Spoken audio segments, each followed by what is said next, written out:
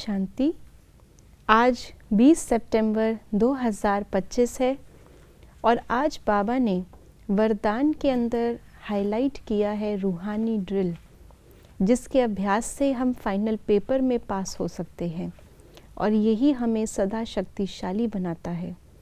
तो ऐसे ही रूहानी ड्रिल अर्थात अपने को आत्मा समझकर बाबा को याद करने का अभ्यास कैसे ज्वाला स्वरूप बनाएं, आइए उसके लिए सुनते हैं आज के बाबा के अव्यक्त इशारे।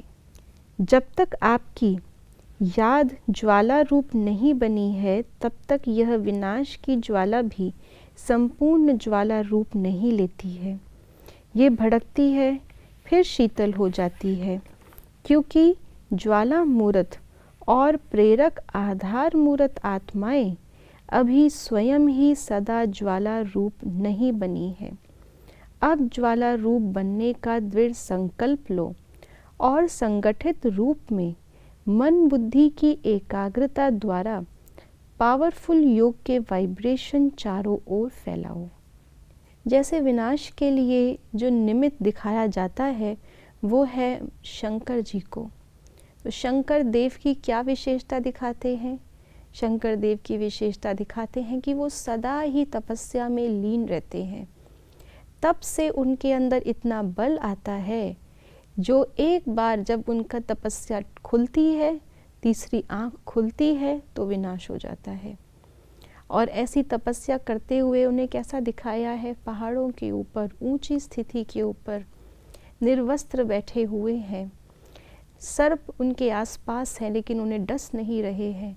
ये सारा हमारी ज्वाला स्वरूप की शक्तिशाली योग की अवस्था का सूचक है। जैसे उनको निर्वस्त्र दिखाया है, ऐसे ही मैं आत्मा भी अपने देह के वस्त्र की स्मृति को भूले हुए बैठी हूँ। जैसे उनको हमेशा तपस्या में, ध्यान में लीन दिखाया है, ऐसे ही हम भी हमेशा निरंतर शिव बाबा की याद में लीन है, समाये हुए हैं। अपने आप को आत्मा समझकर बाबा को याद करते हैं। चाहे इस देह में कोई भी कार्य करे, लेकिन जो बाबा ने आज हमें वरदान में अंडरलाइन कराया है अभ्यास रूहानी ड्रिल का, कि अभी अभी यहाँ कर्म कर रहे थे, लेकिन अभी अभी एक सेकंड में आत्मा बन के बाबा के पास बैठ कर के अनुभव कर रहे हैं। ये अभ्यास हमारे तपस्या की जो लगन है उसको अगन रूप बनाता है।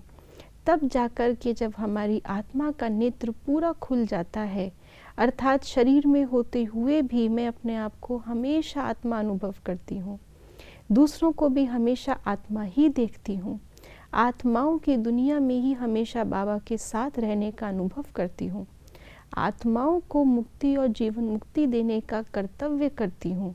जब मेरा सारा संसार आत्मा ही बन जाती है, तब ये तीसरा नेत्र खुलता है और तब ही दिखाया गया है विनाश होता है। अर्थात विनाश ज्वाला जिससे कि सबके दुखों का अंत होगा, वो इसीलिए नहीं भड़क रही है, वो इसीलिए शांत हो जाती है क्योंकि हमारा नेत्र बीच बीच में खुलता है, बीच बीच में बंद हो जाता है। अर्थात फिर से हम देह के नेत्रों से देह की दुनिया को देखने लगते हैं। इसीलिए बाबा ने बताया है कि अब अपना ये तपस्वी स्वरूप, ज्वाला स्वरूप, शक्तिशाली स्वरूप हम सामने लाएं। तब हमारे आसपास जो भी तमोगुणी स्वभाव संस्कार हैं, हमारे अंदर के तो भस्म होंगे ही होंगे, लेकिन आसपास के आसुरी स्वभाव संस्कार भी भस्म हो जाएंगे। जिसकी निशानी दिखाई है कि सर्प लिपटे हुए हैं, लेकिन सर्प कुछ कर नहीं पा रहे, आधीन है। जितने भी सारे असुर हैं, हर प्रकार के भूत प्रेत, वो सब गण बन कर के, सेवक बन कर के खड़े हैं।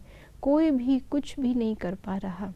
ये शक्तिशाली स्थिति अभी योग की तपस्या से हम आत्माओं की होनी है, जिसके लिए आत्म अभिमानी बनने का अभ्यास, आत्मा समझने का अभ्यास मुख्य हमें अब करना है। ओम शांति।